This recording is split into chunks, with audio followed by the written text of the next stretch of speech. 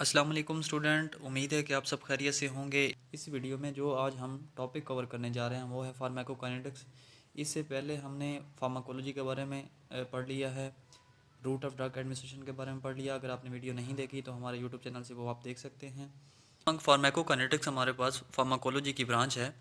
Pharmacology की basic 2 branch थी, एक में फार्माकोकाइनेटिक्स है और अदर जो है वो फार्माकोडायनामिक्स है। फार्माकोकाइनेटिक्स जो स्टडी करती है वो मैकेनिज़्म को करती है कि मेडिसिन का मैकेनिज़्म कैसे होता है। Pharmacology is the study of the substance that interact with the living system through the receptors.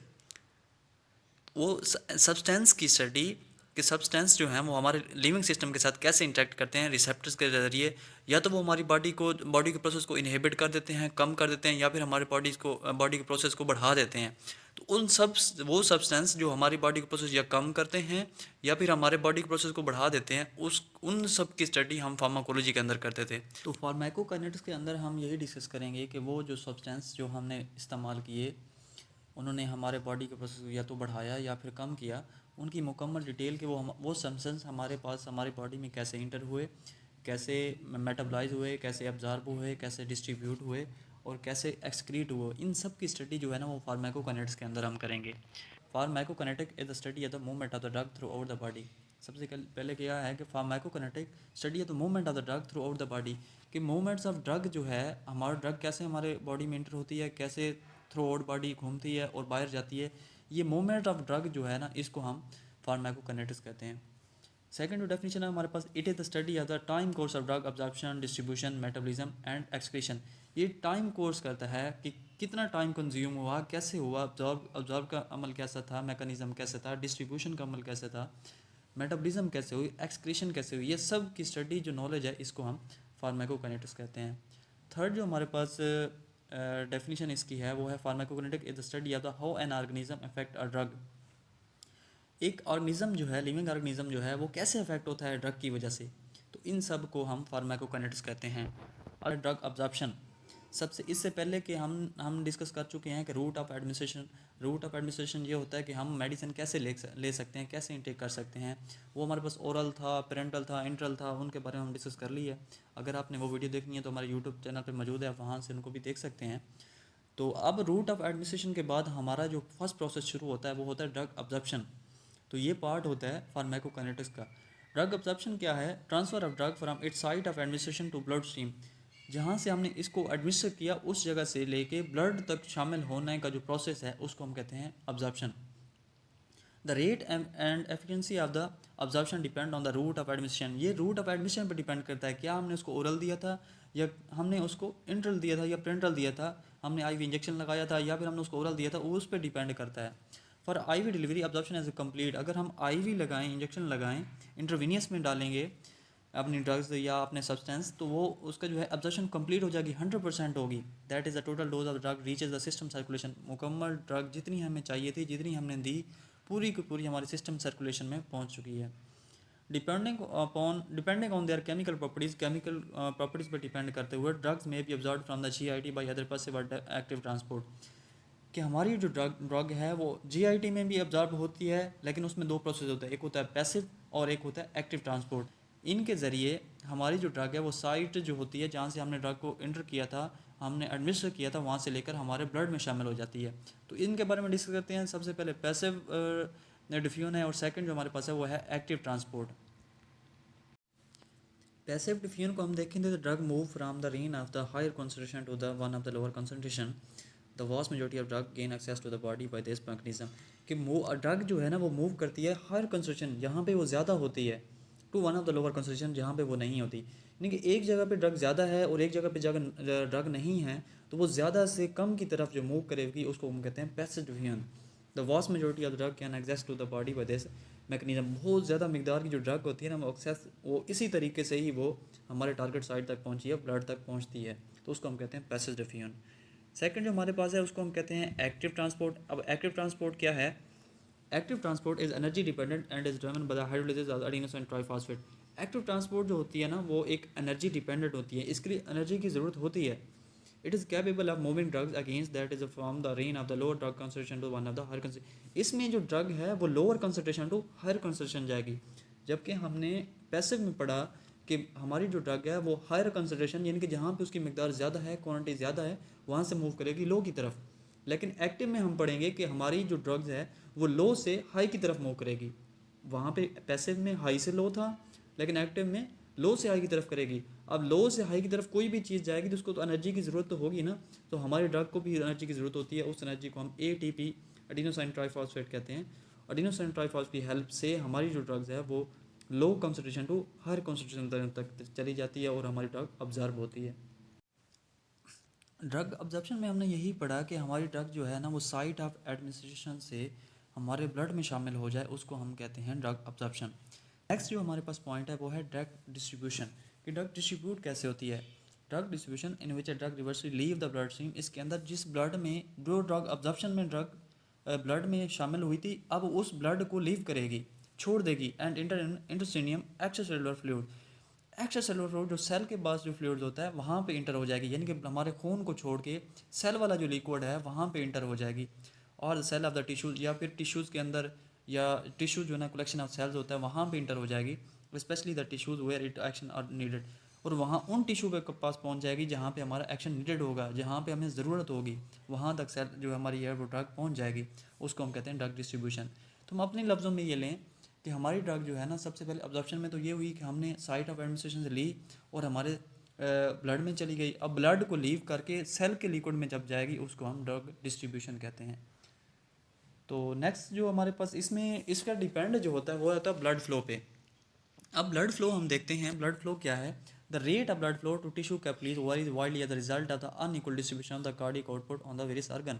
ये कार्डियक आउटपुट पे ब्लड फ्लो जो है वो कार्डियक आउटपुट पे डिपेंड करता है कि वो किस ऑर्गन की तरफ जो है ना वो ज़्यादा भेज रहा है और किसकी तरफ वो कम भेज रहा है। Blood flow to the brain, blood flow जो ब्रेन की तरफ होता है, liver and kidney is greater than to the skeletal muscle. Blood flow जो ऑर्गन की तरफ होता है जैसे कि ब्रेन है, लिवर है, किडनी है, वहाँ पर ज़्यादा होता है, लेकिन स्केलेटल मसल की तरफ जो है ना वो ब्लड फ्लो कम होता है। More drugs deliver to the great blood flow, जहाँ भी ब्लड ज़्यादा जा रहा है तो हमारी ड्रग भी वहाँ पे ज़्यादा जाएगी, और जहाँ पे ब्लड कम जा रहा है वहाँ पे हमारी ड्रग जो है ना वो भी कम जाएगी। उसके बाद जो है binding of drug to plasma protein, drugs molecule may bind to plasma protein, हमारे ड्रग्स जो मॉलिक्यूल थे जिन्होंने हमारे खून को सर्कुलेशन को छोड़ा और सेलुलर जो है एक्स्ट्रा सेलुलर में इंटर होने लगे, तो वो बाइंड करते हैं प्लाज्मा प्रोटीन के साथ। ये ख़ास किस्म की प्रोटीन होते हैं, एल्बुमिन उसका नाम है, तो ये क्लॉटिंग प्रोटीन भी हम इसको कहते हैं।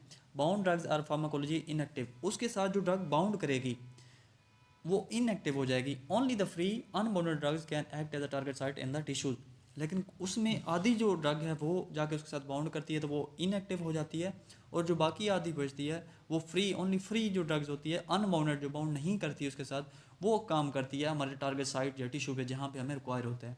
इसको कहते हैं binding of drug to plasma protein. अब ड्रग मेटाबॉलिज्म देखें तो ड्रग मेटाबॉलिज्म क्या है, पहले हम ऑब्जर्प्शन पढ़ चुके हैं, डिस्ट्रीब्यूशन भी हमने देख लिया है। तो ड्रग मेटाबॉलिज्म क्या होता है, the process of metabolism transform lipophilic drugs into more polar readily excretable products, कि लिपोफिलिक नेचर को वो चेंज करेगी पोलर में। पोलर क्यों हम चेंज कर रहे हैं, क्योंकि हमारे जो गुर्दे हैं, हमारी किडनी है, उनको रिक्वायर होता है, वो पास ही उन्हीं को करते हैं जो पोलर्स होती हैं, वो लिपोफिलिक नेचर को जो है वो पास नहीं करते, इसलिए जो है कि हम अपनी ड्रग्स को चेंज करें lipophilic nature to polar. The liver is the major site of drug metabolism, हमारा जो जिगर है, लीवर है, वो मेन जगह है जहाँ पे ये ड्रग मेटाबॉलिज्म होती है। But specific drug may undergo biotransformation in other tissue such as the kidney and intestine. कुछ और जगह ऐसे स्पेसिफिक ड्रग होते हैं जो कि बायो ट्रांसफॉर्मेशन, बायो मतलब जैसे लिविंग एंड ट्रांसफॉर्मेशन यानी कि उनके अमल को चेंज कर देना, ट्रांसफ़र कर देना, जैसा कि गुर्दे के अंदर और इंटेस्टाइन के अंदर, ये भी इनका जो है लिपोफिल नेचर टू पोलर में चेंज करते हैं। नेक्स्ट हमारे पास है रिएक्शन ऑफ ड्रग मेटाबॉलिज्म की रिएक्शन क्या होता है, क्या तरीकाकार होता है। The kidney can not efficiently eliminate lipophilic drug that really cross the cell membrane, हमारे जो गुर्दे हैं कैन नॉट एफिशिएंटली एलिमिनेट, उनको नहीं, लिपोफिलिक ड्रग्स को हमारा गुर्दा जो है वो नहीं खारिज करता, that really cross the cell membrane and absorb and डिसल्ट्यूबुल।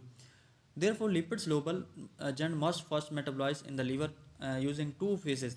सबसे पहले अब उस लिपोफिलिक नेचर ड्रग्स है उसको हम चेंज करेंगे पोलर में, तो वो पोलर में चेंज करने के लिए हमारे पास दो फेज इस्तेमाल हो रहे हैं, एक होता है फेज़ 1 और सेकंड है हमारे पास फेज़ 2। अगर हम फेज़ 1 देखें it function to convert lipid molecules into more polar molecule by exposing the functional group. ये एक्सपोज करते हैं फंक्शनल ग्रुप को एक्सपोज करके हमारे लिपिड्स नेचर के जो सब्सटेंस होते हैं उनको कन्वर्ट करती हैं पोलर में, फंक्शनल ग्रुप जो है ना एक्सपोज करके। Mainly it is oxidation but some time it is a reduction और हाइड्रोलाइजेशन। इसमें ऑक्सीडेशन का अमल भी हो सकता है, इसमें रिडक्शन का अमल भी हो सकता है और इसमें हाइड्रोलाइसिस भी हो सकती है। यानी कि फेज़ 1 में ये होता है कि हमारे जो लिपिड इन नेचर सब्सटेंस होते हैं या हमारी ड्रग्स होती हैं लिपिड इन नेचर, उनको चेंज करती हैं मोर पोलर में। पोलर में क्यों करते हैं? क्योंकि हमारा जो गुर्दा है वो पास ही उन्हीं को करता है, एलिमिनेट एक्सक्रीट भी उन्हीं को करता है जो पोलर इन नेचर होती हैं। अब सेकंड जो हमारे पास वो है फेज़ 2। फेज़ 2 में क्या होता है? It consist of conjugation reaction. इसमें कॉन्जुगेशन रिएक्शन होता है। However many metabolites in phase 1 is too lipophilic. Phase 1 जो हम अमल कर रहे थे, हमने प्रोसेस फेज़ 1 किया, उसमें क्या था कि वो ड्रग जो है ना वो मूव होती है, चेंज होती है lipophilic nature to more polar form में। तो लेकिन कुछ जो ड्रग्स होती हैं वो काफ़ी ज़्यादा लिपोफिलिक होती हैं to be retained in kidney. वो फिर भी जो है ना उनको वो पोलर ठीक तरह नहीं हो सकती, हमारी किडनी की तरफ से रिटेन हो जाती हैं, वापस आ जाती हैं। और subsequent conjugation reaction with the endogenous substrate such as the sulphuric acid, acetic acid, amino acid, ये जो चीज़ें हैं एसिटिक एसिड मिलाएं, सल्फ्यूरिक एसिड बनाएं या एसिटिक एसिड बनाएं, ये उनके साथ मिला के कॉन्जुगेशन रिएक्शन बनता है और उसके ज़रिए फिर उसको जो ड्रग जो सही तरह पहले पोलर नहीं होती उनको चेंज करती है lipophilic nature to more polar form में। And more water soluble compound, उसमें हम वाटर स्लोबल कंपाउंड भी ऐड करेंगे and excrete by the kidney. अब नेक्स्ट जो हमारे पास पॉइंट है वो है ड्रग एक्सक्रीशन। ड्रग एक्सक्रीशन भी इसको कहते हैं, ड्रग एलिमिनेशन भी कहते हैं। हमने डिटेल से पढ़ा कि ड्रग अब्जॉर्ब कैसे हुई, फिर हमने पढ़ा ड्रग डिस्ट्रीब्यूट कैसे हुई, फिर हमने पढ़ा ड्रग मेटाबोलाइट कैसे हुई। अब ये सारे प्रोसेस होने के बाद ड्रग जो है ना वो हमारी बॉडी से खारिज कैसे होगी, बाहर कैसे जाएगी, उसको हम कहते हैं drug excretion. Removal of drug from the body, हमारी बॉडी से ड्रग रिमूव कैसे होगी, occurs with the numbers of the route. Different route से बहुत सारे इसके रास्ते होते हैं। The most important being through the kidney through urine. सबसे ज़्यादा जो इंपॉर्टेंट बीइंग है वो है किडनी। यूरन के ज़रिए हमारी खुराक हमारी जो ड्रग्स थी हमने जो लिया था वो कैसे खारिज होगी। Other routes through bile juice के ज़रिए भी खारिज होती है, इंटेस्टाइन के ज़रिए भी होती है, लंग्स के ज़रिए भी, मिल्क इन नर्सिंग मदर जो होता है उनके ज़रिए भी खारिज होती है। पेशेंट रेनल फेलियर में undergo extra corporate dialysis which remove small molecules such as drugs. हमारे पास ये रेनल फेलियर जो होते हैं ना, जहाँ उनका जो है वो नेफ्रॉन काम करना छोड़ जाता है, फिल्टर काम करना छोड़ जाते हैं, तो उसके लिए फिर हम कुछ और प्रोसेस एक्स्ट्रा कॉर्पोरेट डायलिसिस करते हैं। उस वजह से क्या होता है कि हम उसमें जो फॉरेन पार्टिकल्स होते हैं या वो पार्टिकल जो इनकी ज़रूरत नहीं होती तो उनको हम उस डायलिसिस के ज़रिए रिमूव करते हैं। अब रूट ऑफ एलिमिनेशन के बारे में थोड़ा सा डिस्कस करते हैं। रूट ऑफ एलिमिनेशन क्या होते हैं? सबसे पहले किडनीज या यूरिन के ज़रिए जाएगी। सेकंड जो हमारे पास है लीवर, जैसे हमारे पास बाइल जूस वगैरह होता है। फिर कुछ जीआईटी में होती हैं। देन लंग्स के पास होती हैं, लंग्स के ज़रिए यानी कि जैसे हम इनहेल एक्सहेल करते हैं उसके ज़रिए भी हमारी ड्रग जो है ना वो बॉडी से बाहर चली जाती हैं। हमारे पास स्वेट जिसको हम पसीना कहते हैं, उस वजह से भी बॉडी के से बाहर जो है वो ड्रग्स एक्सक्रीट करती हैं। तो कुछ ड्रग हमारे पास टेयर्स के ज़रिए खारिज होती हैं, कुछ ब्रेस्ट मिल्क के ज़रिए खारिज होती हैं, कुछ फिर स्लेवरी सेक्रेशन जो होती हैं ना, सलाइवा जो प्रोड्यूस होता है वो एक्सेसिव प्रोड्यूस होने लग जाता है, उसके ज़रिए जो भी वो खारिज हो जाती है हमारी बॉडी से। स्टूडेंट, तो ये जो हमारा टॉपिक था आज वो है फार्माकोकाइनेटिक्स। उसमें हम डिस्कस ये किया है कि सबसे पहले हमारे यहाँ ड्रग अब्जॉर्ब कैसे हुई, फिर डिस्ट्रीब्यूट कैसे हुई। अब्जॉर्ब का जो है ना वो site of administration to move करेगी ब्लड में कि हमारे खून में शामिल होगी, सर्कुलेटरी सिस्टम में एंटर होगी। फिर अब हाँ उसके बाद हमने टॉपिक कवर किया कि डिस्ट्रीब्यूट कैसे होगी। डिस्ट्रीब्यूट का मतलब ये था कि उस खून को छोड़ के फिर हमारे सेलुलर फ्लूइड में एंटर हो जाएगी। और थर्ड जो हमने पढ़ा था वो था ड्रग मेटाबॉलिज्म। ड्रग मेटाबॉलिज्म में क्या था, उसमें हमने ये पढ़ा कि वो चेंज करेगी अपनी शेप। सब हमारे पास लिपोफिलिक नेचर होती है तो उस वो चेंज करेगी मोर पोलर फॉर्म में, ताकि हमारे जो गुर्दे हैं उसको सही तरह पास कर सकें। और फोर्थ पॉइंट जो हमने पढ़ा रीड किया है वो था हमारे पास ड्रग एक्सक्रीशन और एलिमिनेशन, यानी कि ये सारी ड्रग जब हमारे काम आ गई तो वो हमारी बॉडी से खारिज कैसे हो गई। इन सब की स्टडी जो है वो हम फार्माकोकाइनेटिक्स के अंदर करते हैं। स्टूडेंट, अगर आपने हमारा चैनल लाइक नहीं किया तो आप लाजमी कर लें, सब्सक्राइब भी कर दें ताकि हमारी नई वीडियो आपके पास पहुंच सकें। नेक्स्ट वीडियो तक अपना रखिए ख्याल, मिलते हैं इंशाल्लाह नेक्स्ट वीडियो में। खुदा हाफिज़।